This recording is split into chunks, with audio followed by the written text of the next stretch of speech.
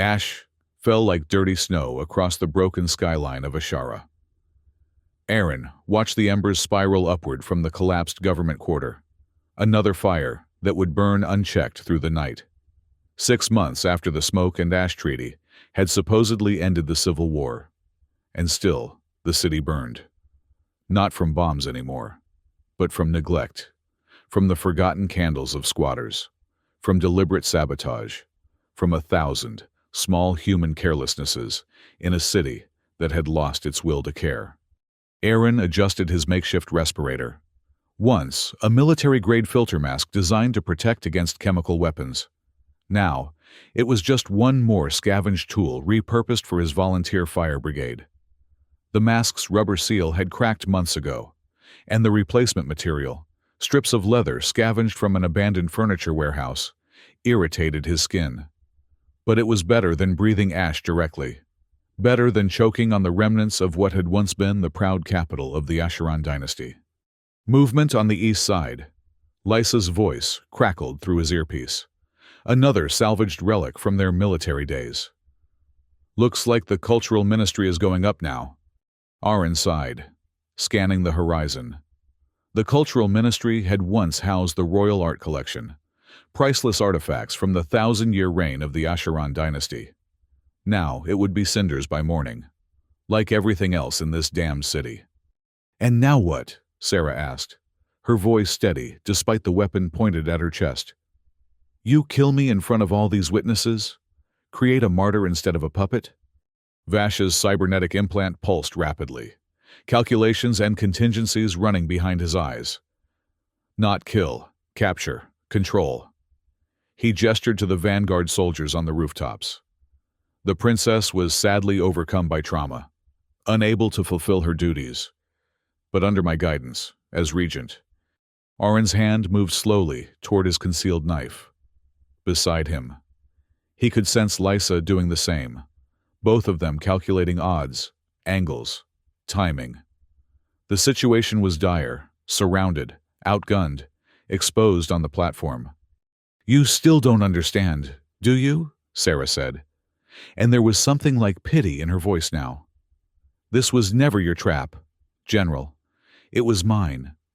Confusion flickered across Vash's face. What? A series of explosions rocked the outpost perimeter, precisely timed and targeted. The vanguard soldiers on the rooftops ducked instinctively, their focus broken. In that moment of chaos, figures rose from within the crowd itself, civilians transforming into armed fighters as they drew concealed weapons. For Ashara! Came the cry, not from loyalist throats, but from the infiltrators within the crowd. Vash stared in disbelief as his carefully constructed scenario crumbled around him.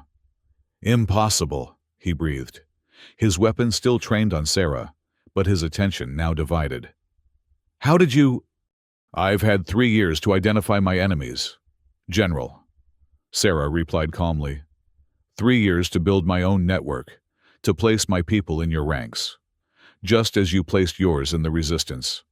Aaron moved without warning, his hand closing around Vash's wrist, forcing the weapon away from Sarah. Lysa simultaneously drew her concealed blade, keeping the nearby guards at bay. You! Vash spat at Aaron as they grappled. You brought her to me. You were the key. He dragged me from the flames, Sarah confirmed, watching the struggle with those ancient, knowing eyes. Thinking he saved royalty, her voice softened. Until now, when I must tell him the truth, they used me as bait on you. Aaron. The words hit Aaron like a physical blow, momentarily distracting him. Vash seized the opportunity, twisting free and bringing his weapon to bear again. But before he could fire, a single shot rang out from the crowd.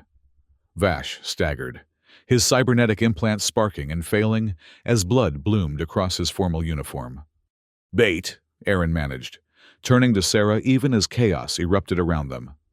In the yard below, Vash's loyalists and Sarah's infiltrators clashed, while the vanguard units on the rooftops found themselves under attack from fighters who had been positioned outside the compound, drawn in by the explosions.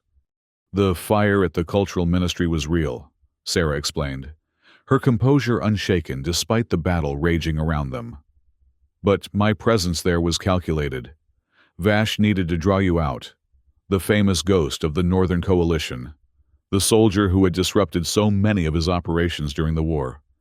Me? Why? Because you knew too much, Lisa interjected, understanding dawning in her eyes. Your Special Forces missions. You intercepted communications, didn't you? Information that could expose the Shadow Organization's double game. Aaron's mind raced back to his final mission before the Treaty of Smoke and Ash. A data retrieval operation deep in Shadow territory. Files he'd glimpsed, but hadn't fully processed before extraction. I never reported everything I found, he realized. After the treaty, it seemed pointless. But Vash couldn't be certain. So he created an elaborate trap, Sarah confirmed. The Lost Princess. A chance for redemption. A journey that would lead you directly into his hands for interrogation and elimination. She reached out, touching Aaron's arm gently. But his spies in the Resistance reported his plan to me. I arrived at the ministry before you, ensuring I would be the one you found. Around them, the battle was turning. Vash's loyalists, realizing they had been deceived, were surrendering or fleeing. The vanguard units, cut off from reinforcement, fought with diminishing resolve. Who are you? Aaron asked, studying Sarah's face, the face he had pulled from the flames, thinking he was saving royalty. If not Princess Seraphina, then who? My name is Sarah, she replied simply. Once a palace servant, close enough to the royal family to know their mannerisms, their secrets. She touched the bracelet on her wrist. Close enough to be entrusted with certain royal artifacts when escape became necessary. The birthmark, Lisa said. The royal mark on your wrist? Sarah nodded, pushing back her sleeve to reveal the flame-shaped mark. Temporary. A chemical compound that mimics the genetic marker, enough to fool Vash's scanner, if not a true medical examination. Then the royal family is truly gone, Aaron said, the revelation settling heavily, despite all he had learned about the monarchy's corruption. The old royal line, yes, Sarah agreed, but Ashara remains. Its people remain. She looked out over the yard, where the fighting had largely ceased, Vash's forces overwhelmed by the coordinated resistance. And perhaps now, they can build something better from the ashes. Vash lay dying at their feet, blood pooling beneath him on the platform. His cybernetic implant flickered erratically, its blue light fading. You've doomed them, he gasped, his eyes fixed on Sarah. Without the symbol of the monarchy, without the illusion of the shadow regime to unite against, they'll tear each other apart. I don't think so, Sarah replied, kneeling beside him without fear. You underestimate them, General, as you underestimated me. Who are you? Vash wheezed, asking the same question that echoed in Aaron's mind. Sarah smiled. A small, sad expression. I told you, I'm Sarah. Not a princess. Not royalty. Just someone who loves Ashara enough to fight for it. She leaned closer. And I am what remains of the resistance you thought you had crushed. What remains of the hope you thought you had extinguished. Vash's eyes widened in final understanding before the light faded from them completely. His implant giving one last pulse before going dark. Sarah rose, facing the crowd that now gathered at the base of the platform.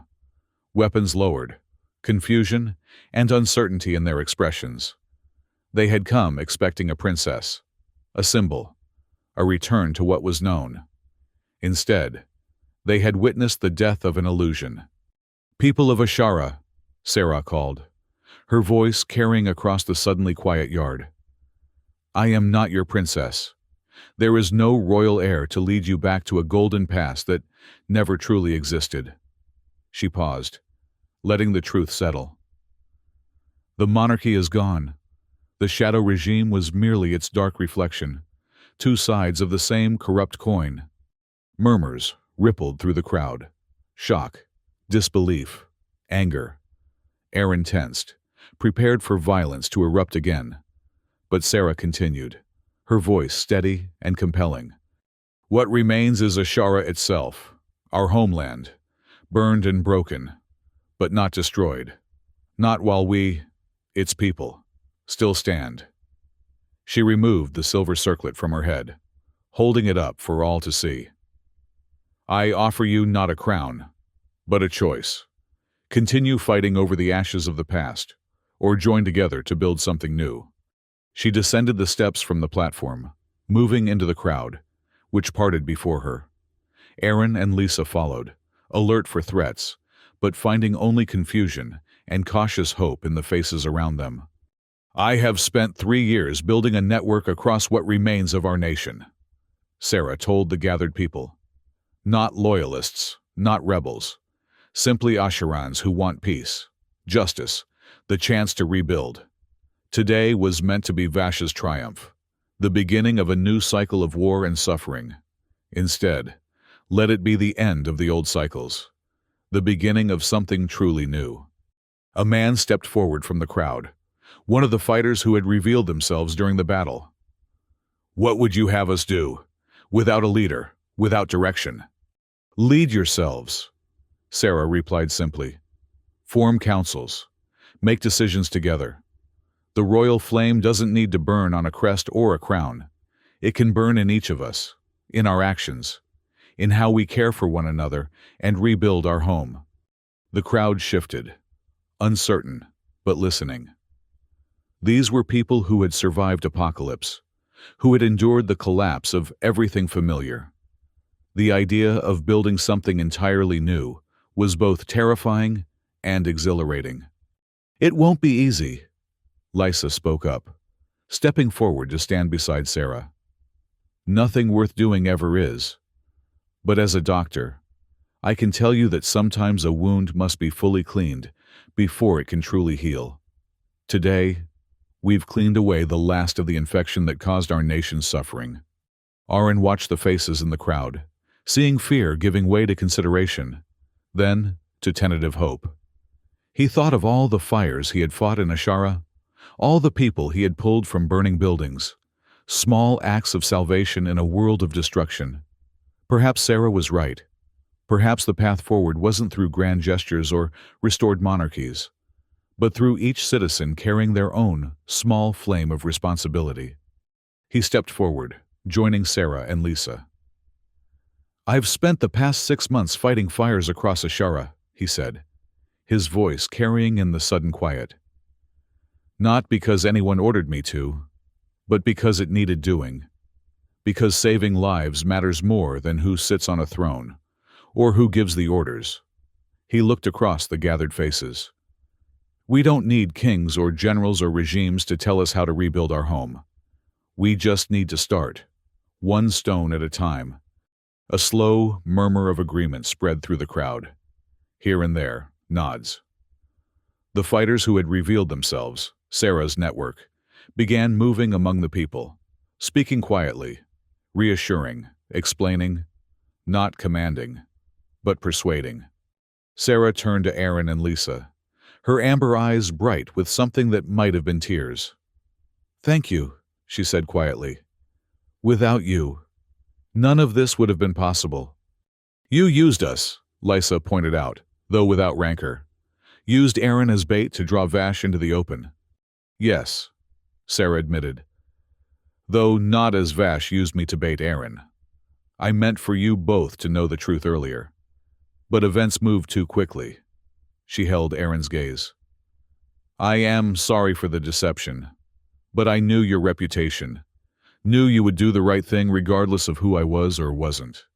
Aaron studied her face, the face he had first seen in firelight, that he had believed belonged to royalty.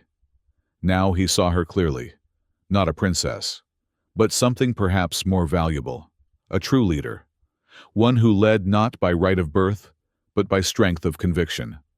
What happens now? He asked. Now comes the hard part, Sarah replied with a small smile. Rebuilding, healing, learning to live together without kings or tyrants telling us what to do. She looked out over the gathered people, now breaking into discussion groups, organizing, adapting to this new reality with the resilience that had kept them alive through years of war and aftermath. It will be messy, imperfect, but it will be ours. And you? Lysa asked. What will you do, now that you're not a princess anymore? Sarah laughed, the first genuine laugh Aaron had heard from her, free from the constraints of her royal persona. I was never a princess, Lysa. That was always the mask, not the person. She looked between them. I'll do what I've been doing for 3 years, helping to rebuild, community by community, just without the subterfuge now. Around them, the outpost was transforming. What had been a military installation was becoming something else, a gathering place, a forum for discussion, the beginning of something new. Former loyalists spoke with resistance fighters, finding common ground in their shared desire for a future beyond conflict. Aaron thought of Ashara, the burning city they had left behind. There are still fires to fight, he said quietly. Still people who need saving. Then that's where we start, Sarah replied simply. Not with grand proclamations or battles, but with the work of helping, healing, rebuilding. She touched the thin golden bracelet on her wrist, the royal artifact that had helped maintain her disguise.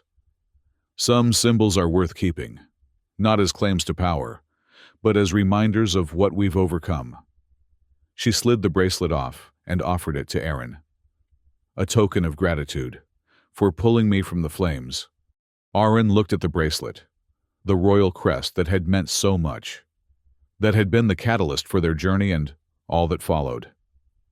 Then he shook his head. Keep it, he said. Not as a royal artifact, but as a reminder that sometimes the most important flames to save are the ones that burn in each of us. Sarah smiled, replacing the bracelet on her wrist. Then let's go fight some fires, shall we? As they walked through the crowd toward the outpost gates, people reached out to touch them, to speak, to share ideas and concerns. Not subjects addressing royalty, but citizens engaging with fellow citizens. The air smelled of smoke and ash, the remnants of battle, the remnants of all that had been destroyed. But beneath it was something else, the scent of possibility, of renewal. Aaron looked back once at the platform where Vash had fallen, where the illusion of restored monarchy had died with him. The Shadow regime would learn of this soon, would perhaps send forces to investigate. But they would find something unexpected, not a loyalist army preparing for war, but communities beginning to organize themselves, to resist not through violence, but through the simple, revolutionary act of self-governance. He turned away from the past, following Sarah and Lysa toward the open gates. Ahead lay the wasteland, and beyond it, Ashara, still burning, still broken, but perhaps not beyond saving. Not while people remained who were willing to fight those fires, to pull survivors from the flames, to rebuild from the ashes of what had been destroyed. Not a perfect ending, Aaron thought. Not a fairy tale of restored royalty or triumphant revolution, but perhaps something better, a beginning, messy, uncertain, but real, like the flame that burns beyond the fire that consumes, smaller, perhaps, but more enduring, more true. Together, they walked toward the horizon, where distant fires still burned, waiting to be fought, not as subjects serving a crown, but as citizens serving each other. The true work of rebuilding had begun. "You inside?" he asked, already knowing the answer would be yes. There were always people inside these burning buildings, scavengers looking for valuables, refugees seeking shelter, the desperate, and the lost with nowhere else to go. Heat signatures in the West Wing, 3rd floor, maybe 5 or 6 bodies, Lysa confirmed. I'm on my way, Aaron said, clicking off his radio as he pulled his firefighting gear from the back of their repurposed military truck. The equipment was a hodgepodge of actual firefighting tools and military surplus: flame-retardant jackets worn over body armor, helmets fitted with cracked night vision goggles, oxygen tanks that sometimes worked and sometimes didn't. The cultural ministry rose before him, once white marble, now blackened by smoke and stained by the blood of protesters who had died on its steps during the early days of the revolution. Flames licked at the windows of the upper floors, casting eerie orange light across the building's ornate facade. "Be careful in there," Lysa said, appearing at his side.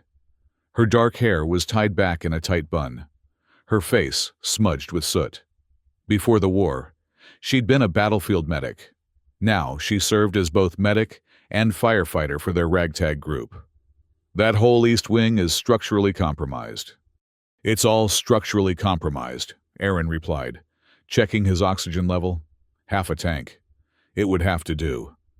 Just like this whole damn city." Lysa's expression softened slightly. "You're doing it again." "Doing what?" "Brooding.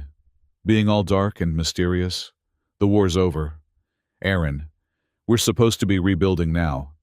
Aaron glanced at the burning building, then back at Lysa. "Does this look like rebuilding to you?" Before she could answer, he pulled his helmet down and headed toward the ministry's main entrance. Behind him, the rest of their volunteer brigade, former soldiers, former academics, former everything, prepared to follow. None of them were trained firefighters. They were just the only ones willing to do the job. The marble halls of the cultural ministry echoed with Aaron's footsteps as he moved through the smoke-filled corridors. The heat intensified as he climbed the grand staircase toward the third floor, the ornate banister hot even through his gloves. "Hello?" he called out, his voice muffled by his mask. "Fire brigade, is anyone here?" No answer came, but Aaron's thermal scanner, another military repurpose, showed heat signatures ahead.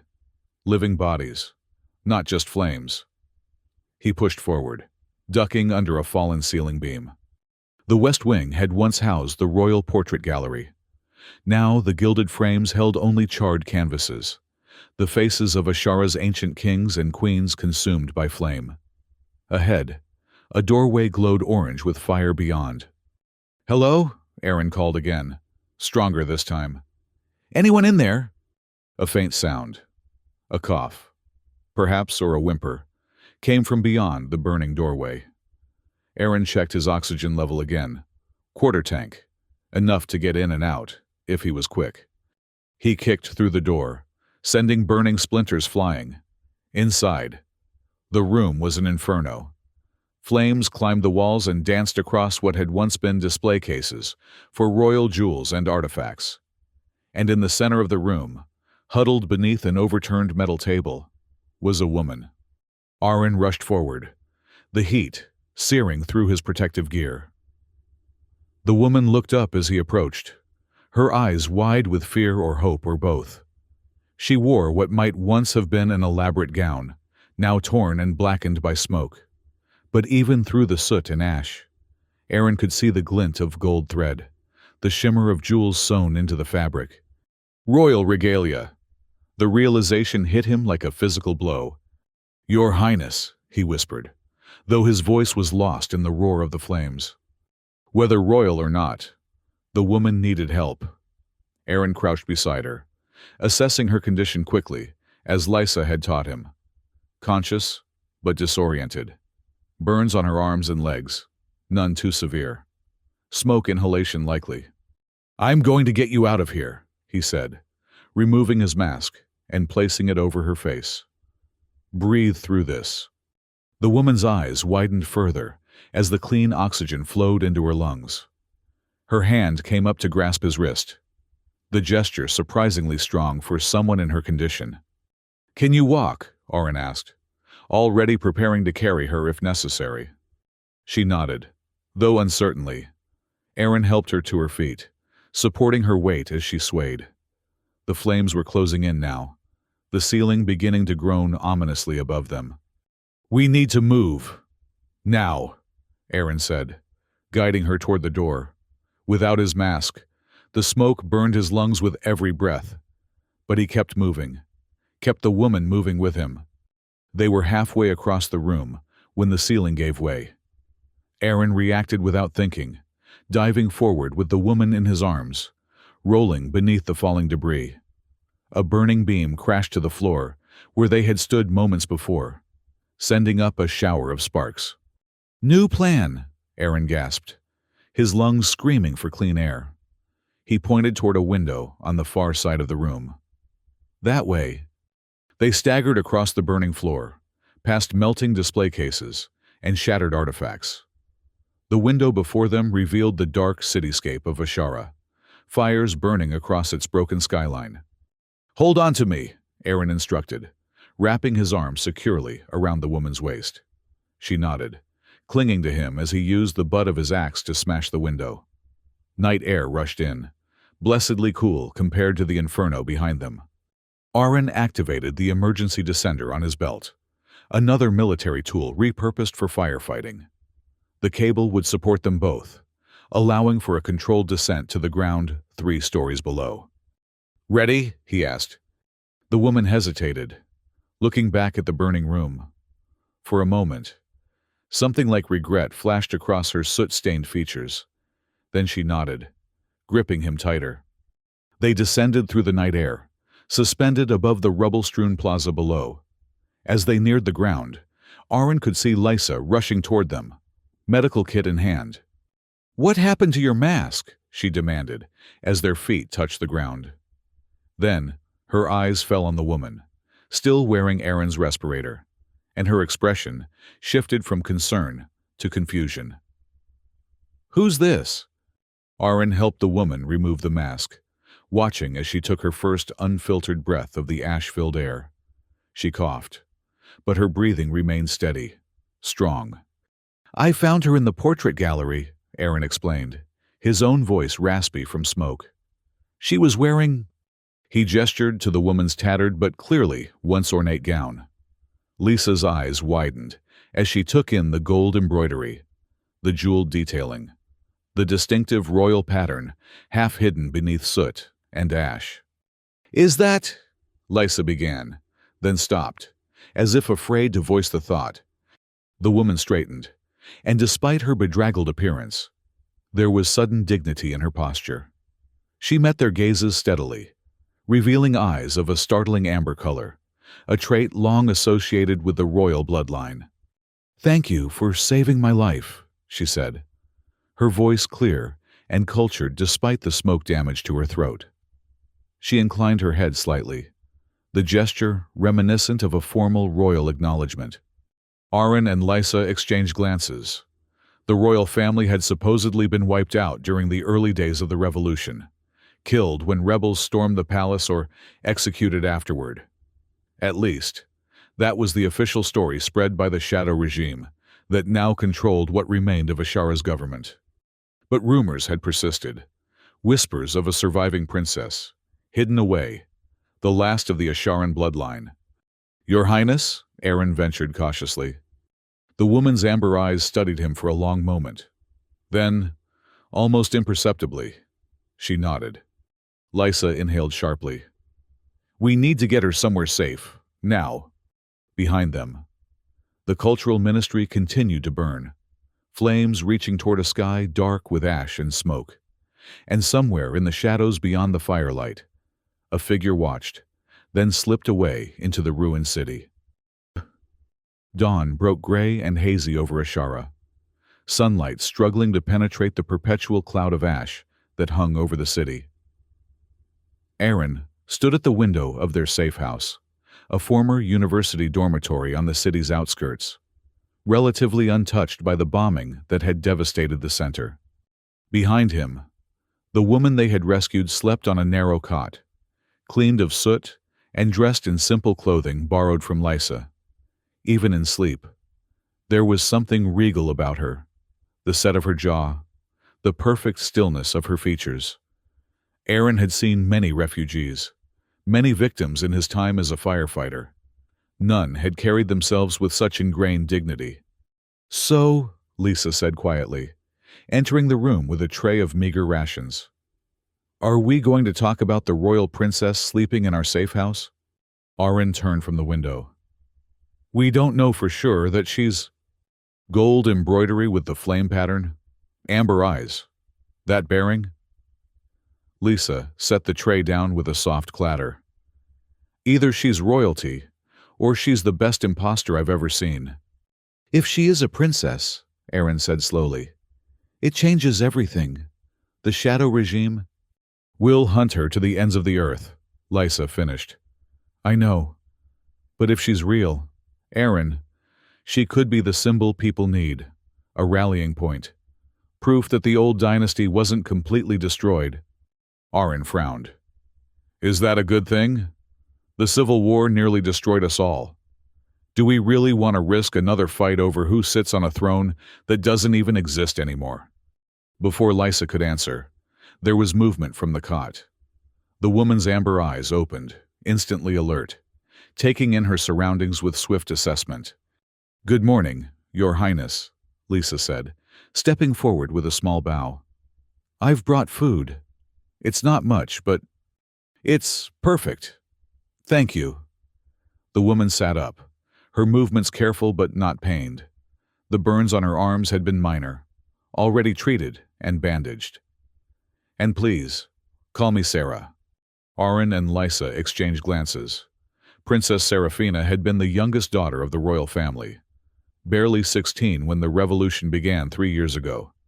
If this woman was truly her, she would now be 19, matching the apparent age of their guest. "Sarah," Aaron repeated, studying her face. "Is that short for Serafina?" A flicker of something, caution, perhaps, crossed her features before she nodded. "Yes, though I haven't heard my full name spoken aloud in a very long time." "We thought you were dead," Lisa said bluntly. "All the royal family, killed during the first days of the revolution." Sarah's expression darkened. "Many were. My parents, my older brothers, the palace guard." She looked down at her hands, one of which bore a small, crescent-shaped scar. "I escaped through the servants' tunnels. I've been in hiding ever since." "Until yesterday," Aaron said. "What were you doing in the cultural ministry?" Sarah met his gaze steadily. "Looking for something. A family heirloom hidden in the portrait gallery. Something small but significant. Proof of my identity." "Did you find it?" Lisa asked. Sarah shook her head, regret shadowing her features. "The fire started before I could locate it. Perhaps it's lost forever now, like so much else." Aaron moved closer, studying her face. There was something familiar about her, beyond any resemblance to the royal portraits he might have seen before the war. Something he couldn't quite place. "I owe you my life," Sarah said, turning her amber gaze to him. "Both of you. I won't forget that debt." "No debt," Aaron replied automatically. "It's what we do. Save royalty from burning buildings?" A hint of a smile touched her lips. "Save people," Aaron corrected. "Anyone who needs saving?" Sarah's expression sobered. "Noble. But now you've saved me. You're in danger too. The shadow regime has spies everywhere. If they learn you've helped me—" "We've been in danger since the day we refused to join their ranks," Lisa said with a shrug. "Nothing new there." A silence fell over the room, broken only by the distant sound of another explosion somewhere in the city center. Aaron turned back to the window, watching a new plume of smoke rise above the ruins. "We need a plan," he said finally. "You can't stay here.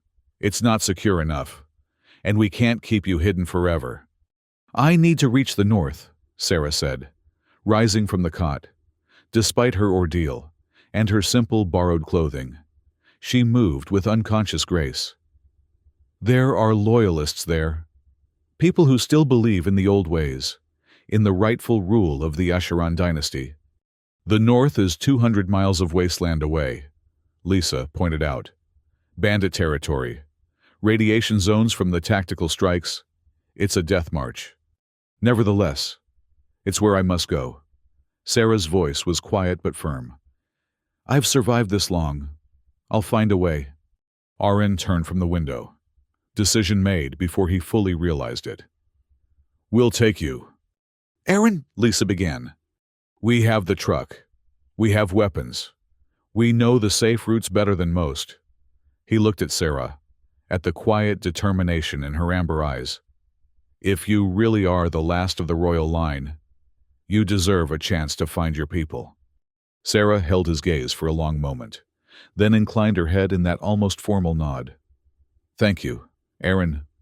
Lisa sighed, running a hand through her short, dark hair. I suppose this means I'm coming too. Someone has to keep you both alive. She gave Sarah a measuring look. But before we commit to this suicide mission, I want proof. Proof, Sarah repeated. That you're really Princess Serafina. Lisa crossed her arms. The royal family had identifying marks, didn't they? Something genetic, passed down through the bloodline? Sarah's expression remained neutral. But Aaron noticed her hand move unconsciously to her right wrist, where a thin golden bracelet remained despite the loss of her other finery. Yes, she said after a moment. We did. Slowly, she removed the bracelet, revealing what lay beneath, a small pattern on the inside of her wrist, like a birthmark, but too perfect to be natural. A stylized flame, the symbol of the Asharan dynasty, seemingly burned into her skin. The royal mark, Lisa breathed. I've heard of it, but never seen it. Few have, Sarah said, replacing the bracelet. It appears at birth, but royal children are taught to keep it covered. A measure of protection. Not much protection during a revolution, Aaron observed. No, Sarah agreed quietly. Not much at all. Another explosion rattled the windows. Closer this time. Aaron's radio crackled to life. One of their brigade members reporting a new fire in the university district, not far from their location. We need to move, Aaron decided, already gathering essential supplies. The brigade can handle the fire. We should use the distraction to get out of the city. Lisa nodded, moving quickly to collect medical supplies and rations. The North Road is probably watched. We'll need to take the old mining trails through the eastern wastelands. A harder journey, Sarah observed, but wiser. Can you handle it? Aaron asked, suddenly concerned. Royal or not, she had just survived a burning building, and who knew what hardships before that? Sarah met his gaze steadily. I've survived 3 years of revolution and aftermath. Aaron, I can handle a difficult road. Something in her tone, a quiet, tested strength, convinced him. This was no pampered princess, whatever her birth. This was a survivor, like them. Then let's move, he said, shouldering his pack. Ashara has burned long enough. Time to see what lies beyond the ashes. As they slipped out of the safe house and toward the concealed garage where their truck waited, none of them noticed the shadow that detached itself from a nearby alley, following at a discreet distance. None of them saw the signal it flashed to another shadow further down the street. The trap was set, the bait taken, the hunt had begun. The eastern wasteland stretched before them, a blasted landscape of rocky outcroppings and stunted gray vegetation. 3 years ago, this had been fertile farmland, the breadbasket that fed Ashara's million citizens. Now it was a dead zone, poisoned by the chemical weapons deployed during the early, most desperate days of the Civil War. Aaron drove their repurposed military truck along what had once been a mining road, now barely visible beneath drifts of ash and debris. Beside him, Lisa maintained a vigilant watch, rifle across her lap. In the back seat, Sarah sat quietly, her amber eyes scanning the desolate terrain. We'll need to stop soon, Lisa said, checking the fuel gauge. We're running low, and there's a storm brewing. She nodded toward the horizon, where dark clouds gathered, tinged with an unnatural greenish hue. Acid rain? Aaron asked grimly. Most likely. The chemical plants in the southern district were hit hard during the final offensive. They've been leaking into the water table for months. Aaron scanned the landscape, looking for shelter. About a half-mile ahead, a cluster of rocky formations rose from the wasteland, like broken teeth. There, he decided. Those rock formations should provide cover from the rain, and they're defensible if we encounter trouble. As they approached the outcropping, Sarah leaned forward. "This is Black Claw Ridge," she said, recognition in her voice. "My father brought us here once, before the war. There's an old mining operation built into the largest formation." Aaron glanced at her in the rearview mirror. "You recognize this place?" Sarah nodded. "The royal family owned most of the mining operations in this region. My father believed the future monarch should understand the kingdom's resources." "Convenient," Lysa muttered, but quietly enough that only Aaron heard. They reached the rocky formations just as the first drops of rain began to fall. Fat, greenish droplets that sizzled faintly when they hit the truck's metal roof. Aaron drove directly into a natural alcove formed by two leaning rock faces, providing shelter from both the elements and prying eyes. The mining entrance was where Sarah had indicated, partially concealed by rubble but still accessible. Aaron and Lysa performed a quick reconnaissance, while Sarah remained with the truck, finding the first chamber of the mine empty but intact. Ancient mining equipment lay abandoned, coated with dust but untouched by war or scavengers. "It'll do for the night," Aaron decided, returning to help Sarah with their supplies. "The entrance is defensible, and the storm should cover our tracks."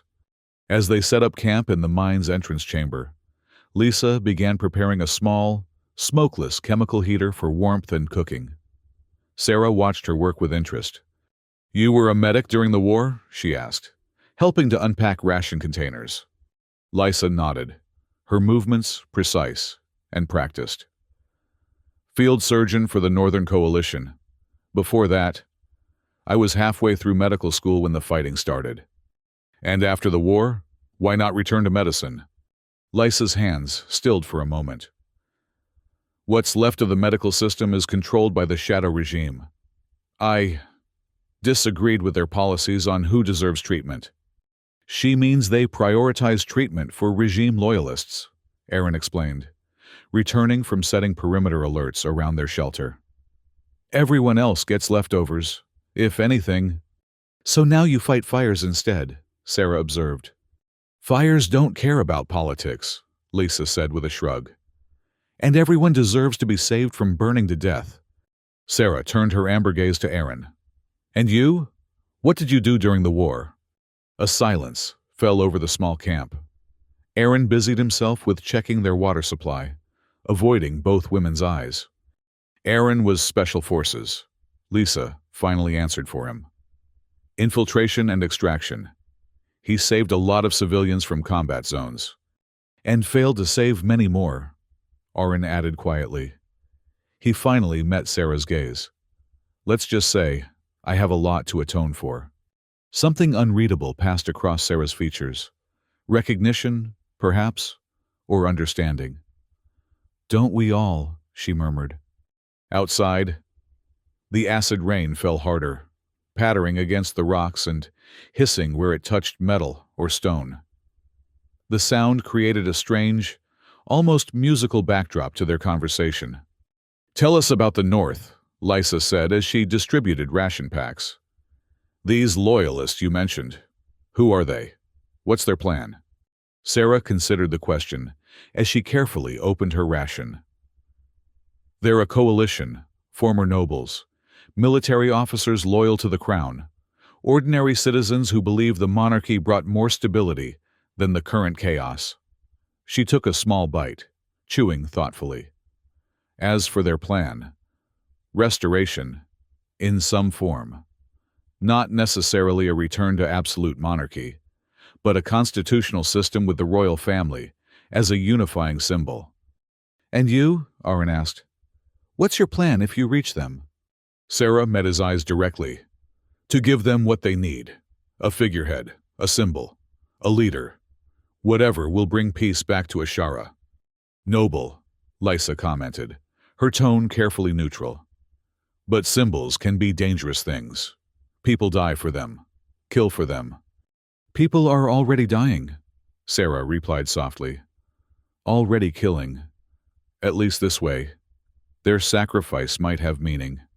The conversation lapsed into silence, broken only by the strange music of the acid rain and the occasional distant rumble of thunder. As they finished their meager meal, Aaron set up a watch rotation, taking the first shift himself. Get some rest, he told the others. We have a long road ahead tomorrow. Lysa retreated to her bedroll, but Sarah lingered, moving to sit beside Aaron at the mine entrance. Together, they watched the toxic rain transform the wasteland, creating eerie patterns as it etched the barren ground. You don't fully trust me, Sarah said after a while, her voice low enough that Lysa couldn't hear. Aaron glanced at her, surprised by her directness. I don't fully trust anyone. Occupational hazard. From your special forces days? From living through a civil war. He turned back to the rain-lashed landscape. Trust is a luxury few can afford these days. Sarah was quiet for a moment. You could have left me in that burning building. You didn't have to risk your life, or agree to this dangerous journey north. Why did you? Aaron considered the question, feeling her amber eyes on him. Because saving people is the only thing that makes sense anymore, he finally said. Everything else, politics, power, who rules what's left of this broken country, it all seems meaningless compared to pulling someone from the flames. Even if that someone is a princess who might restart the conflict? Are you planning to restart the conflict? Aaron countered. Sarah shook her head slowly. No. I've seen enough bloodshed to last lifetimes. I want peace. Aaron, true peace. Not this fragile ceasefire built on fear and shadow. Something in her voice, a depth of weariness, of experience, struck Aaron as incongruous. The princess would have been just 16 when the war began, sheltered in the royal palace. How had she acquired such a profound understanding of conflict's toll? What happened to you? He asked quietly. After you escaped the palace, where have you been for 3 years? Sarah's expression closed slightly, her regal composure returning like a shield.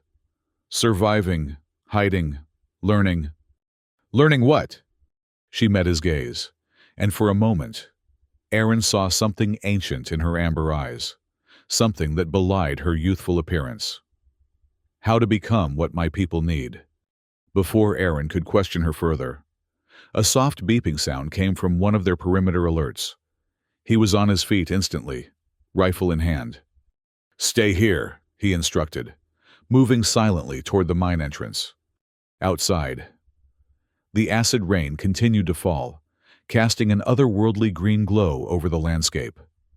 Aaron scanned the darkness, his trained eyes picking out movement where others might see only shadows. There, a figure darting between rock formations, approximately 200 yards out. His radio crackled softly. Movement on the south ridge. Lysa's voice came through, alert despite having supposedly been asleep. 2 figures, maybe 3. Bandits? Aaron whispered back. Too disciplined. Military training. Shadow regime scouts? Most likely. Aaron's mind raced. The Shadow regime shouldn't have been able to track them this quickly. Not through the wasteland. Not in this storm. Unless...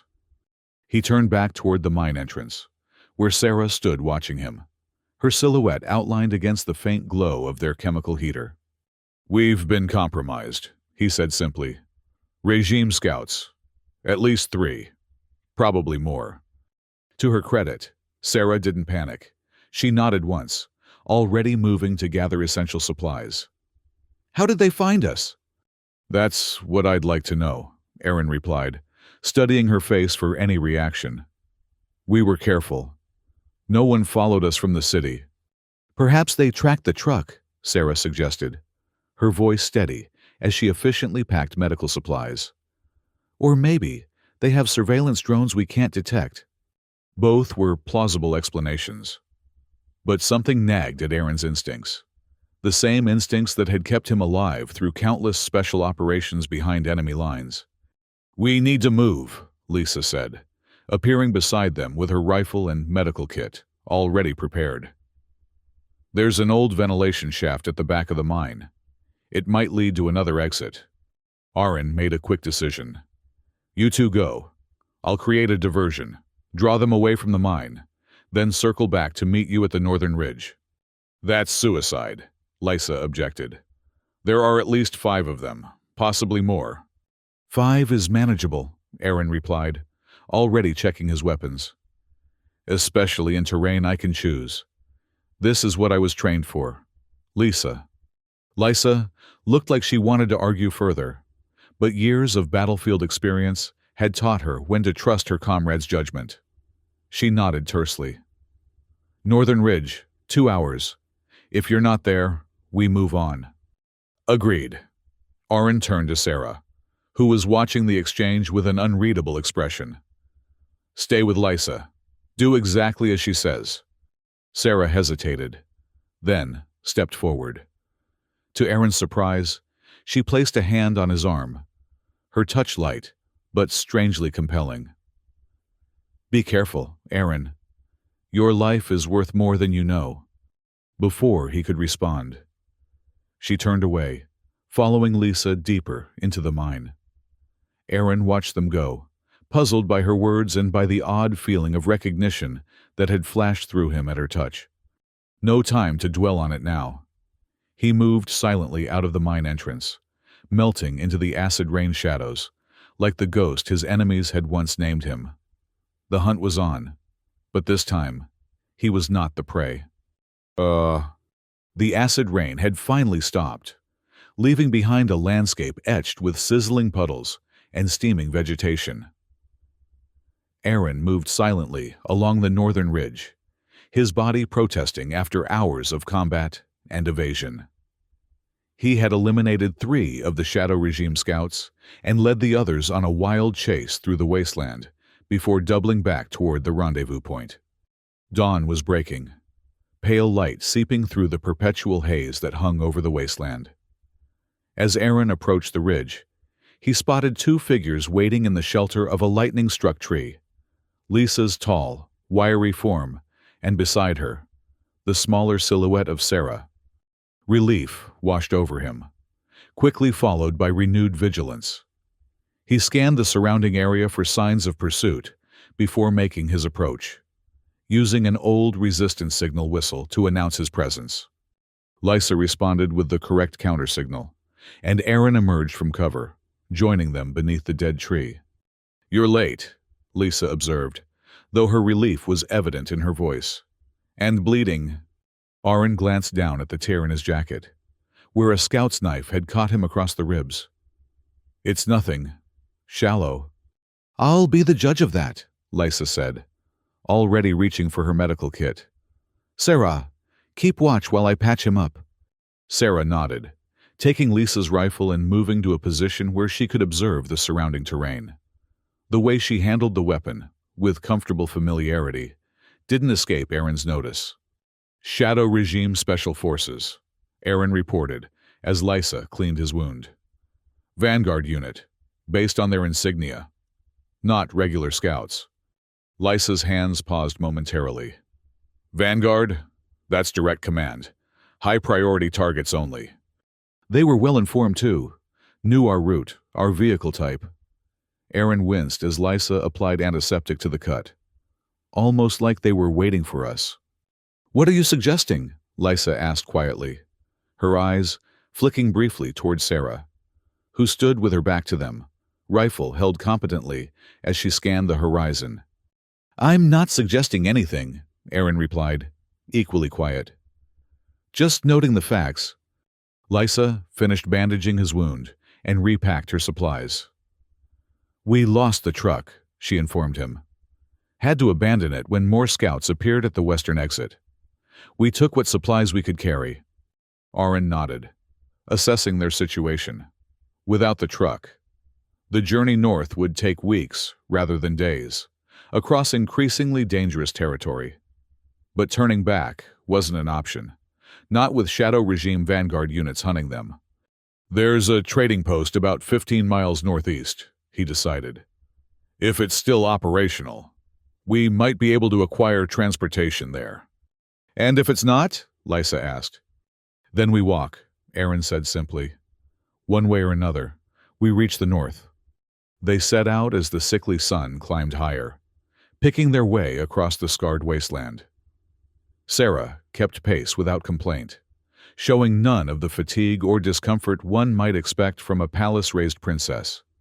In fact, Aaron noted, she moved with the same economical grace as any seasoned fighter, conserving energy, placing her feet with deliberate care to avoid noise or tracks.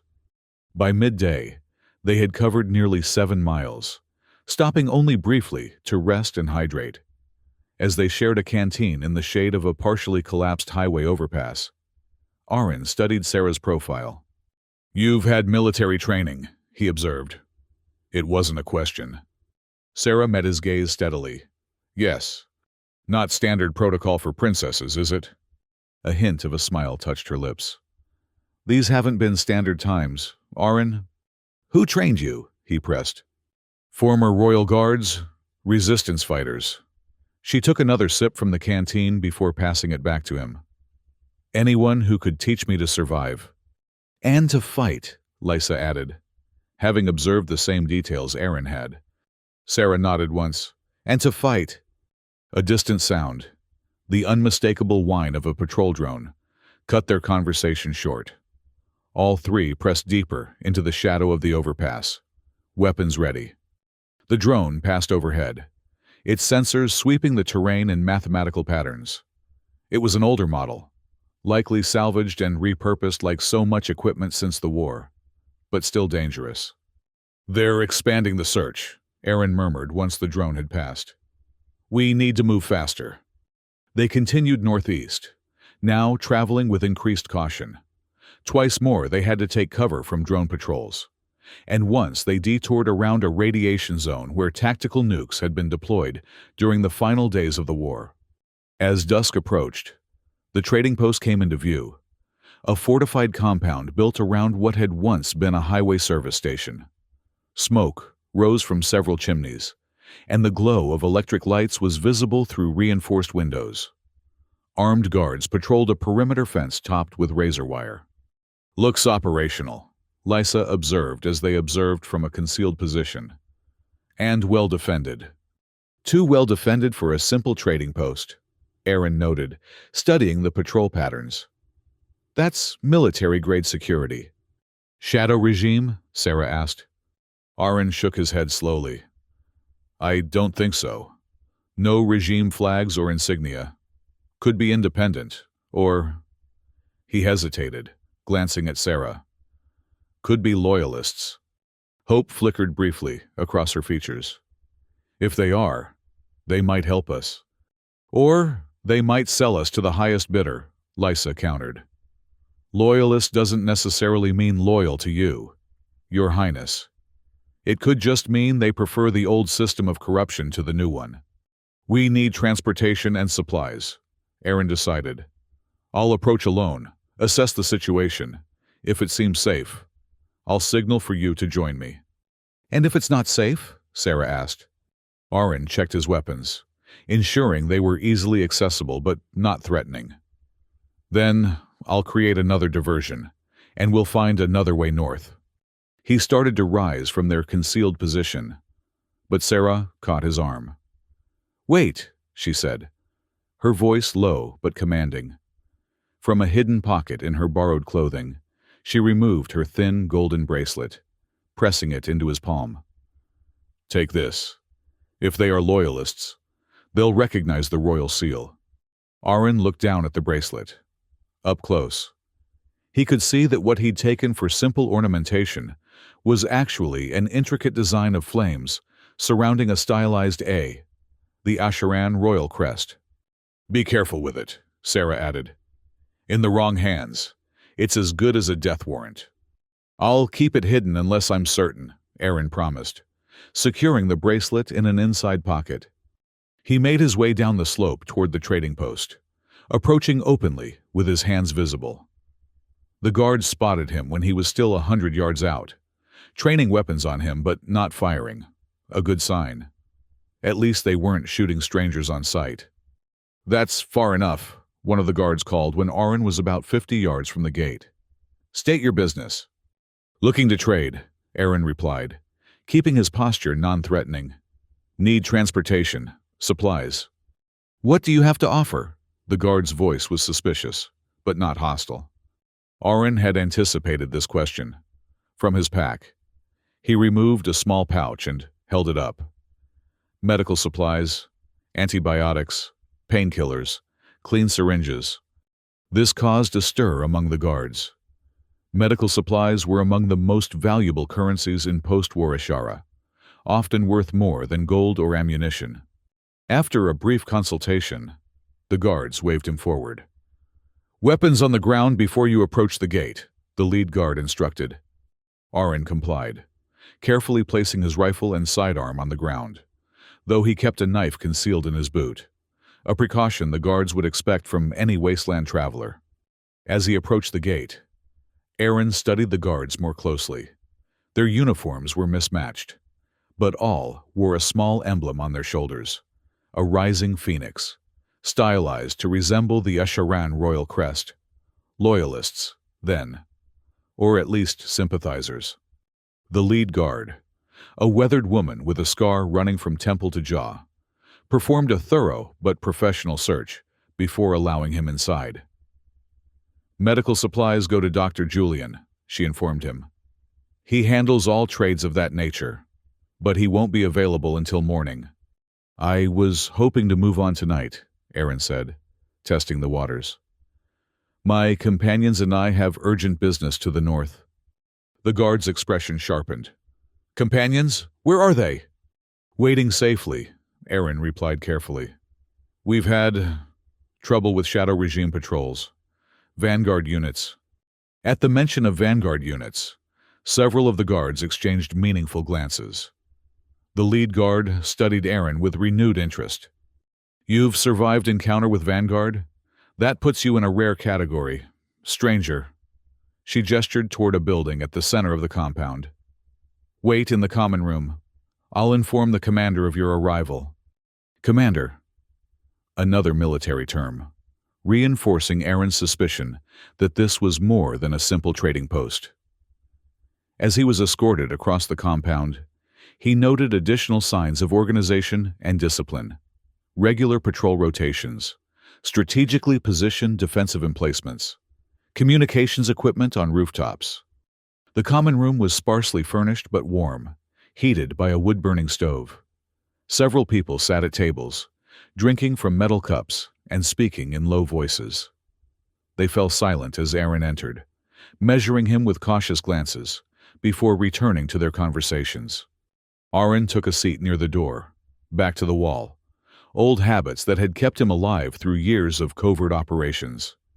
A server approached, offering a cup of something hot.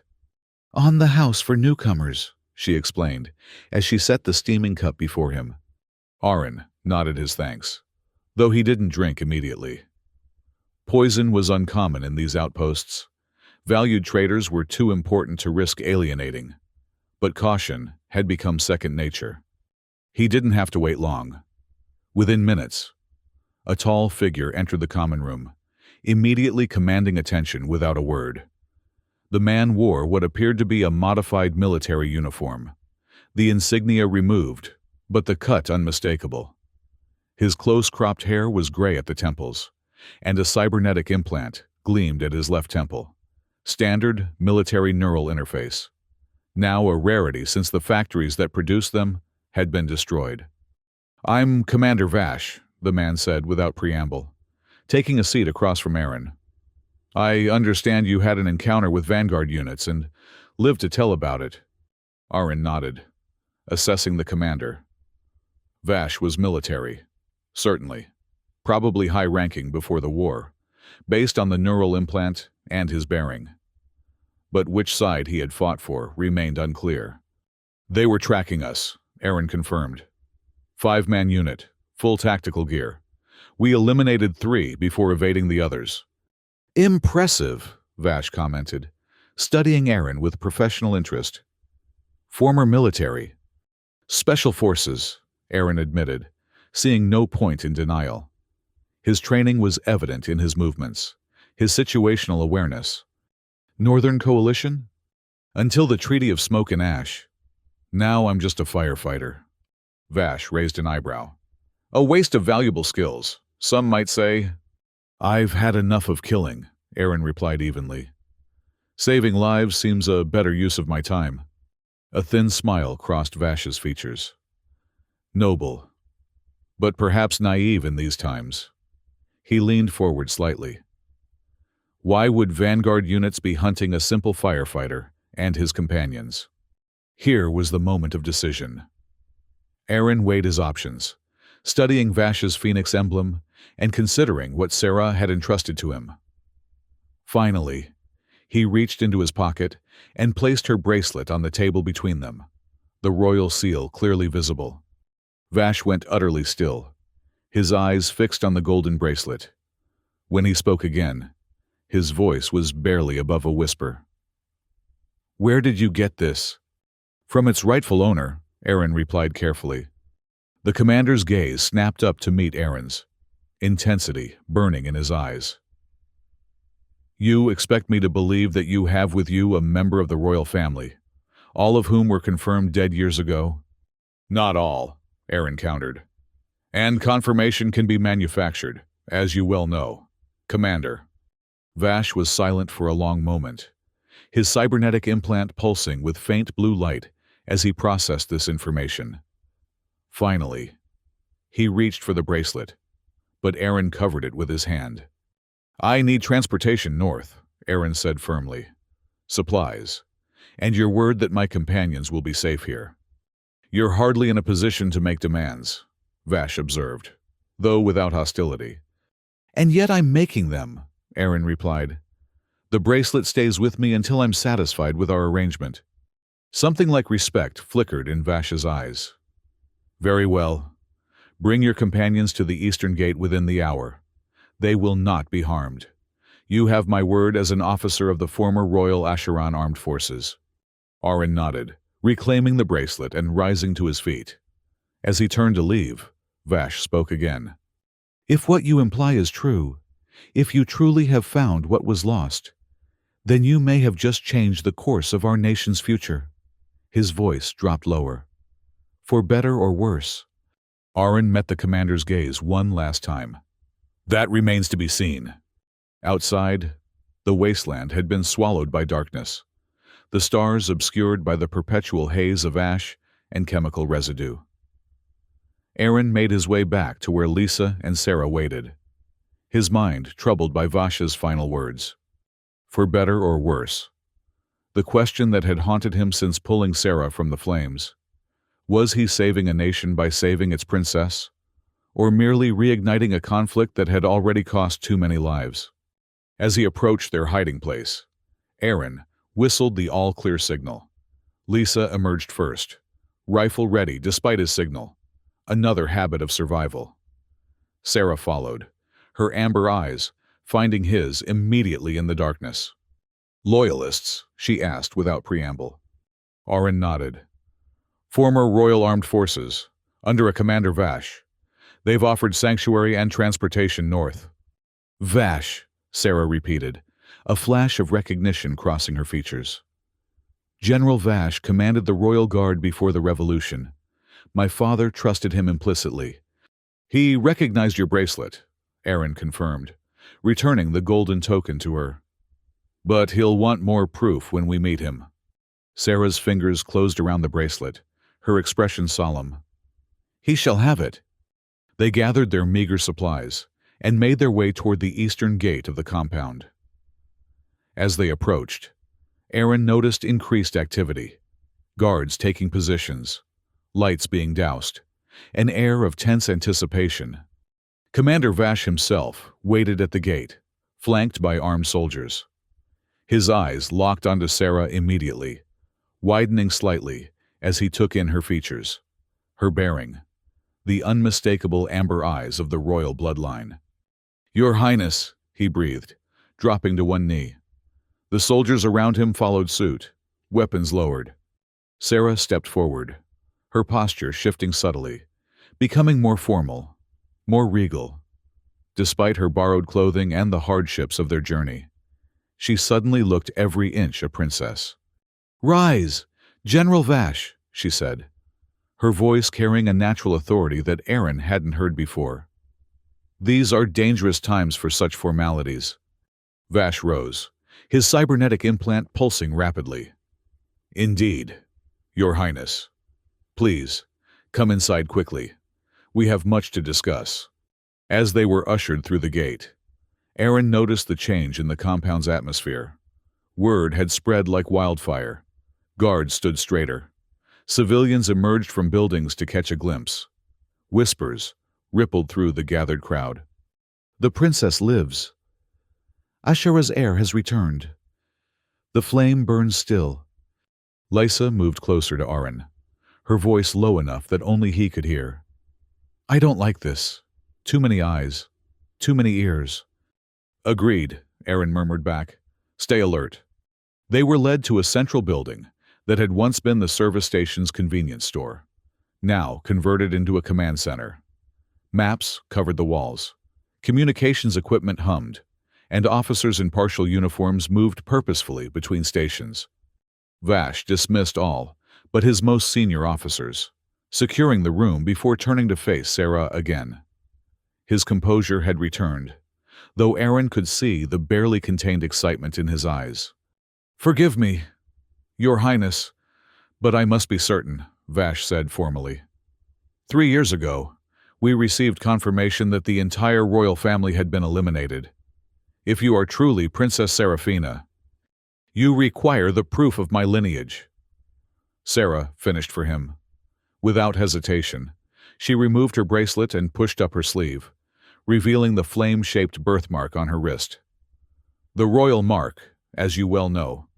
General." Vash stepped forward, examining the mark closely. His cybernetic implant scanned it, blue light washing over Sarah's skin. "It matches the royal genetic signature," he confirmed, stepping back and bowing deeply. "Your Highness, I cannot express what this means for our cause, for Ashara itself. Perhaps you can start by explaining what exactly your cause is," Lysa interjected, her tone respectful but firm. "And what role you expect Her Highness to play in it." Vash regarded Lysa thoughtfully, then nodded. Fair question." He moved to one of the maps on the wall, a detailed rendering of Ashara and its surrounding territories. "We are what remains of the Loyalist movement. Military, nobility, civilians who believed in the monarchy, those who survived the purges." He indicated various points on the map, marked with the phoenix symbol. "We maintain outposts throughout the wastelands, gathering strength, watching the Shadow Regime's movements. We've been waiting for the right moment to act." "To what end?" Aaron asked. "Another war?" "Liberation," Vash corrected. "The Shadow Regime rules through fear and manipulation. They've divided what remains of our people, turned survivor against survivor while they hoard resources and power." He turned to Sarah, his expression grave. "But they lack legitimacy. They are usurpers, opportunists who seized power in the chaos of war. Your return changes everything, Your Highness. You are the rightful ruler of Ashara, the embodiment of 1,000 years of tradition and stability." "The tradition and stability that led to civil war?" Lysa pointed out. A flash of anger crossed Vash's features, quickly controlled. "The war was engineered by outside forces, manipulating legitimate grievances into violence. The monarchy was not perfect, but it maintained peace for centuries before the Shadow Regime's propaganda poisoned the well." Sarah had been listening silently, her amber eyes moving between the speakers. Now she stepped forward, drawing all attention back to her. "What exactly do you propose, General?" she asked quietly. Vash straightened, military bearing on full display. "We have been gathering forces in the northern provinces, loyalist military units, civilian supporters, even former rebels who have grown disillusioned with the shadow regime. With you as our figurehead, our rightful queen, we can rally the people, take back the capital, restore legitimate rule to Ashara. And how many more will die in this restoration? Aaron asked, unable to keep the edge from his voice. Vash turned to him, expression hardening. How many are dying now, under shadow regime oppression? How many starve while they feast? How many are executed for speaking against their rule? He shook his head. Sometimes, blood must be shed to prevent greater bloodshed. A convenient philosophy for generals, Lisa murmured, though loud enough for all to hear. Before Vash could respond, Sarah raised a hand, the gesture commanding immediate silence. I did not survive 3 years of hiding and hardship to lead my people into another slaughter, she said, her voice quiet but firm. If I am to take my place as Ashara's ruler, it will not be over a mountain of corpses. Vash's expression softened. Of course, Your Highness. We seek a surgical strike against the shadow regime leadership, not wholesale war. With their command structure removed, the transition could be relatively bloodless. Aaron noted the carefully chosen words. Could be, not would be. The language of military planners who calculated acceptable casualties. We will discuss strategy tomorrow, Sarah decided. For now, my companions and I require rest. It has been a long journey. Vash bowed immediately. Of course, Your Highness.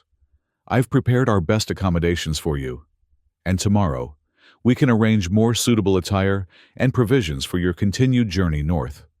As they were escorted to their quarters, a converted apartment above what had once been the service station's garage, Aaron found himself watching Sarah with new eyes. The transformation from survivor to sovereign had been subtle but profound. This was not merely someone playing a role. This was a woman stepping into her birthright with natural authority. Their accommodations were modest but secure, 3 small bedrooms around a common area, with a single entrance easily defended. Guards were posted outside, ostensibly for protection, though Aaron recognized they also served to monitor movements. Once they were alone, Lisa conducted a quick sweep for surveillance devices before speaking. We need to be careful, she said quietly. Vash seems sincere, but his primary loyalty is to the idea of the monarchy, not necessarily to me personally. Sarah finished, sinking into a chair by the window. For a moment, weariness showed through her regal composure. I'm well aware, Lisa. What's your plan? Aaron asked, leaning against the wall opposite her. Do you actually intend to let them crown you and march on the capital? Sarah met his gaze steadily. My plan is to bring peace to Ashara, by whatever means necessary. If that requires wearing a crown, so be it. If it requires abdicating all claims to power, I would do that too. Noble sentiments, Lisa commented. But you might find your loyal general less enthusiastic about the abdication option. A small, knowing smile touched Sarah's lips. I'm quite aware of what men like Vash desire. Lisa, they want a symbol, a figurehead to rally behind. They speak of loyalty to the crown while seeking power for themselves. And you're willing to be that symbol? Aaron asked, studying her face. I'm willing to be whatever my people need, Sarah replied simply. Even if what they need is not what they think they want. Something about her words, their weight, their wisdom beyond her years, stirred Aaron's earlier suspicions. Before he could question further, however, there was a knock at the door. Aaron moved immediately to answer it, hand on his concealed knife. Outside stood a young soldier, barely out of adolescence, holding a bundle of clothing. For Her Highness, the soldier said, offering the bundle with a deep bow. General Vash thought she might wish for more. Appropriate attire. Aaron accepted the bundle, noting its fine quality despite obvious age and wear. Thank the general for his thoughtfulness, he replied formally, before closing the door. The clothing was unmistakably royal. A dress of deep blue fabric with the Asharan flame embroidered in gold thread, a matching cloak with hood, and soft leather boots. All had been carefully preserved, though they showed signs of storage. "Vash has been planning for this," Lisa observed as Sarah examined the garments. "These aren't scavenged pieces. They've been kept specifically for this purpose." Sarah nodded, running her fingers over the embroidered flames. The royal household maintained caches throughout the kingdom, supplies, documentation, even clothing, hidden in case of emergency. She looked up at them. "My father was always preparing for the worst while hoping for the best." "Fat lot of good it did him," Lisa muttered, then immediately looked contrite. "I'm sorry, that was honest," Sarah finished for her, no offense in her tone. "My father's preparations weren't enough to save him or most of our family, but they might yet save what remains of our kingdom." She set the clothing aside carefully. "We should rest. Tomorrow will bring many decisions." As they retreated to their separate rooms, Aaron found himself unable to settle. Something nagged at his instincts, not immediate danger, but a sense of pieces not quite fitting together. He replayed their journey in his mind, from the burning ministry to this loyalist outpost, the convenient timing of the fire, the well-informed shadow regime patrols, Sarah's surprising capabilities and knowledge. Sleep eluded him as he stared at the ceiling, listening to the sounds of the outpost settling for the night. Outside his window, the wasteland stretched dark and foreboding under the hazy moonlight. Somewhere to the south, Ashara continued to burn, and to the north waited whatever future Sarah would shape for her broken kingdom. Better or worse? The question remained unanswered, hanging in the ash-filled air, like the perpetual haze over their ruined world. Morning brought increased activity to the outpost. From his window, Aaron watched as soldiers drilled in the central yard. Supplies were loaded onto vehicles, and communications officers hurried between buildings. Preparations for movement, possibly the beginning of the loyalist push toward the northern stronghold Vash had mentioned. Lisa entered his room without knocking, her expression troubled. "Sarah's gone," she said without preamble. "Her room's empty." Aaron was instantly alert, reaching for his weapons. "Since when?" "Can't tell. No signs of struggle. Her new clothes are gone." Lisa ran a hand through her short hair, a nervous gesture she rarely allowed herself. "The guards outside claim they didn't see her leave, but I don't believe them." "Vash," Aaron surmised, already moving toward the door. "He's accelerating whatever plan he has for her." They made their way downstairs, noting the increased presence of armed soldiers throughout the compound. Not threatening, but vigilant, and all wearing the phoenix emblem that had become the symbol of the loyalist movement. Commander Vash was in the command center, bent over maps with his senior officers. He straightened as Aaron and Lisa entered, his expression carefully neutral. "Where is she?" Aaron demanded without preamble. Vash dismissed his officers with a gesture before responding. "Her Highness is preparing to address our people, a momentous occasion that requires certain protocols." "Protocols you didn't feel the need to inform us about?" Lisa asked, her tone deceptively calm. "Military matters," Vash replied smoothly. Her Highness understood the necessity. Aaron stepped closer, his posture deliberately non-threatening, despite the anger simmering beneath the surface. "We've kept her alive for days while being hunted by Shadow Regime forces. We've earned the right to know what's happening." Something like respect flickered in Vash's eyes. "Indeed you have, and you'll be appropriately honored for your service to the crown." He gestured toward a window overlooking the central yard. "See for yourselves. History in the making." Outside, a platform had been erected overnight, a simple wooden structure draped with faded banners bearing the Asharan royal crest. Soldiers and civilians alike gathered before it, a crowd of perhaps 200 people. And standing on the platform, Resplendent in the royal blue dress provided by Vash, was Sarah. The transformation was striking. Gone was the practical survivor who had kept pace with them across the wasteland. In her place stood a princess, poised, regal, her amber eyes visible even from a distance as she surveyed the gathered crowd. Her dark hair had been arranged in a traditional royal style, adorned with a simple circlet of silver, not a full crown, but a clear symbol of authority.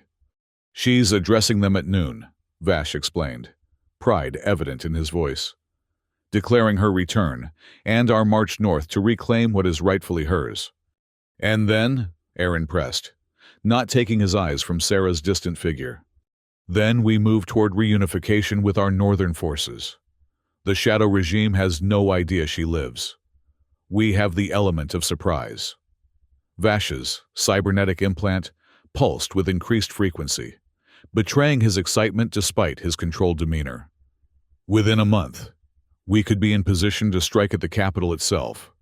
"More war," Lysa said quietly. "More destruction."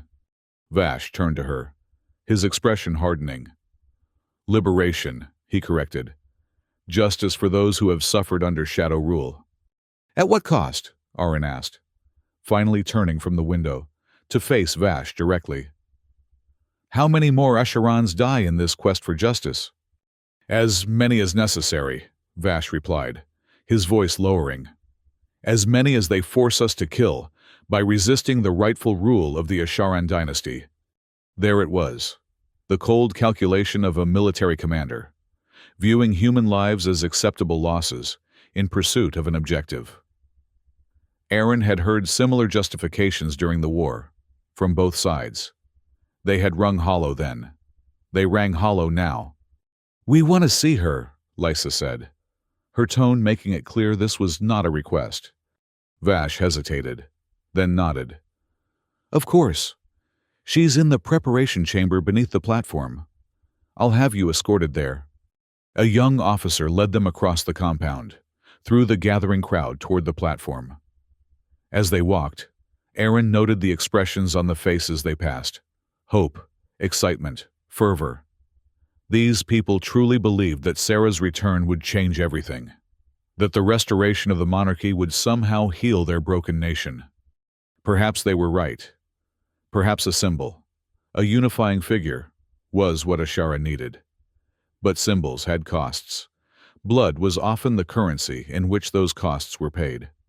The preparation chamber was a converted storage room beneath the platform, accessible by a narrow staircase. Two guards stood at attention outside, stepping aside as their escort approached. "Her Highness's companions," the young officer explained, and the guards nodded, allowing them to pass.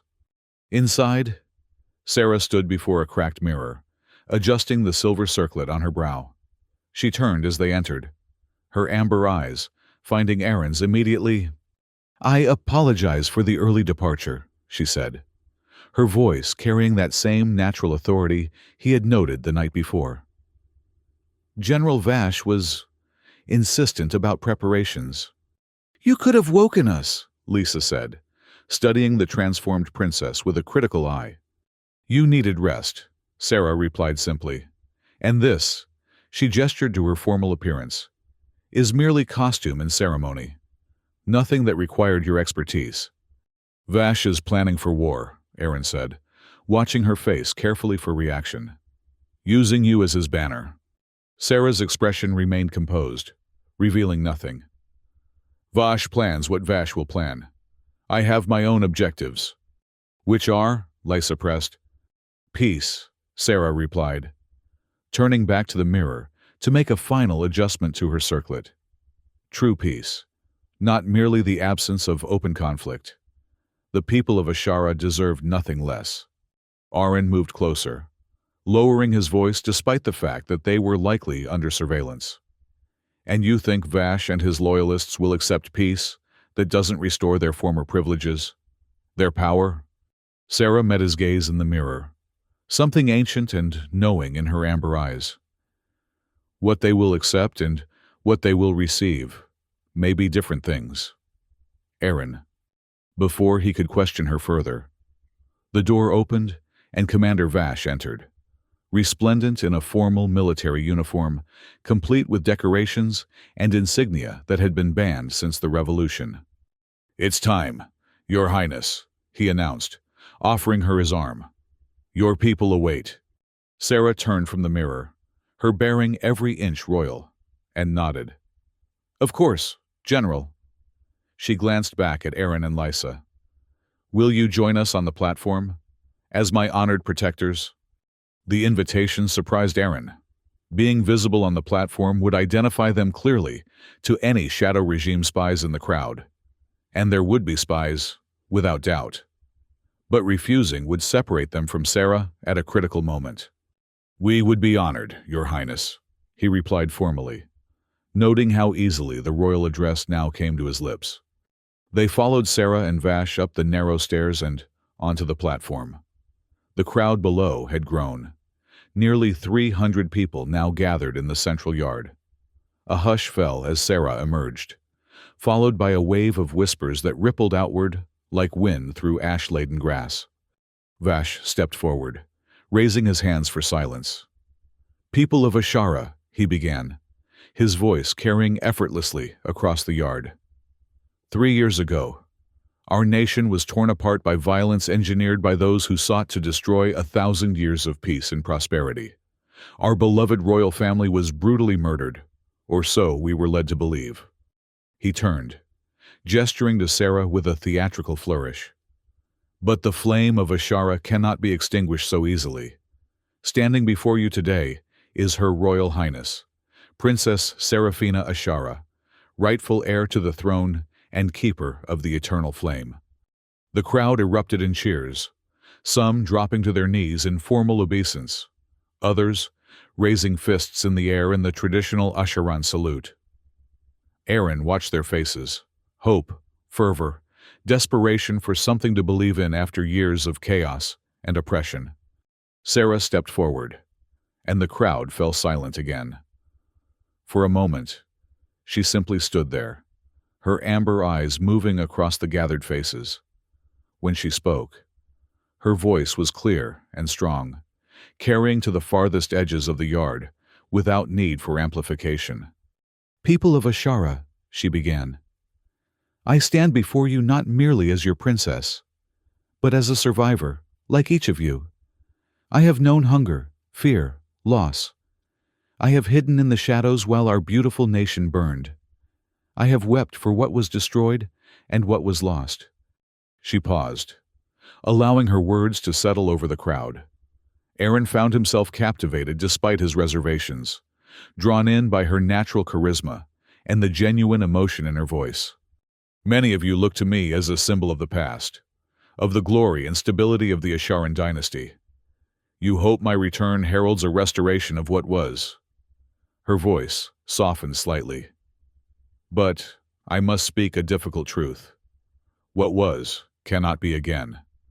Ashara has been transformed by fire, just as I have been, just as you all have been." Murmurs rippled through the crowd.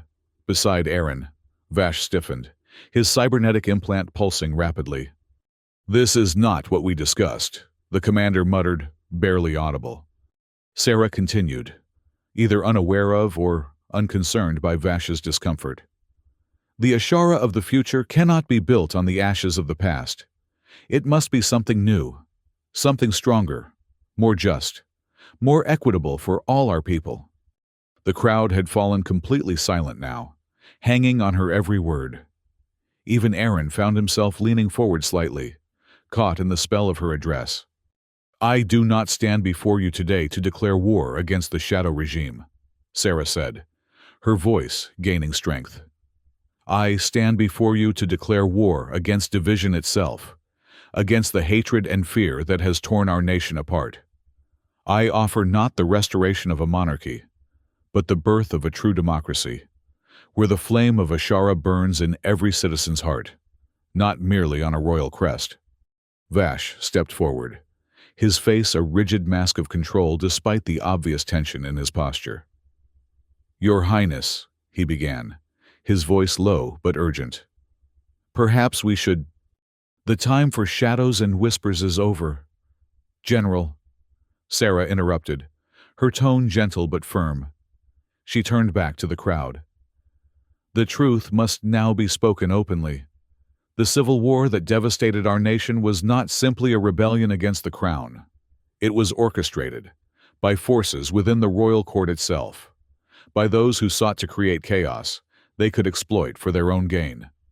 Gasps and confused murmurs spread through the crowd. Aaron felt a sudden chill, watching as Sarah's gaze swept across the gathering before settling directly on Commander Vash. Forces led by men like General Vash, she continued, her voice carrying inexorably over the growing whispers. Men who played both sides, who armed rebels while advising the crown, who orchestrated attacks while commanding defenses. Vash's composure cracked, rage flashing across his features. "This is treason," he hissed, hand moving to the sidearm at his belt. "Guards, seize her!" But the guards hesitated, confusion evident in their expressions as they looked between their commander and the princess they had sworn to protect. Sarah stood unwavering, her amber eyes locked on Vash.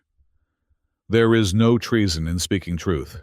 General, your shadow organization engineered the fall of the monarchy, then stepped into the vacuum of power as the shadow regime. Different name, same architects of suffering." Understanding crashed over Aaron like a physical blow. The pieces suddenly fit together. The two well-informed patrols, the convenient timing, the elaborate trap. "She's right," he said, stepping forward to stand beside Sarah. This was never about restoration. It was about control. Controlling the narrative. Controlling the resistance. Controlling every aspect of power, under different names.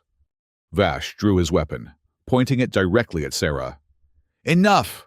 I will not allow years of careful planning to be destroyed by a sentimental child." The crowd surged forward in protest, only to freeze as armed soldiers appeared on the rooftops surrounding the yard. Weapons trained on the gathering. Not loyalist soldiers. These wore the distinctive black uniforms of Shadow Regime Vanguard units. "Did you think I came alone, firefighter?" Vash sneered at Aaron. "That I would risk everything on a public spectacle without insurance?" He turned to Sarah, contempt now open in his expression. "You were never meant to speak today, merely to be seen, to serve your purpose as a symbol, a puppet whose strings I would pull from the shadows, as I have pulled the strings of this entire nation for decades."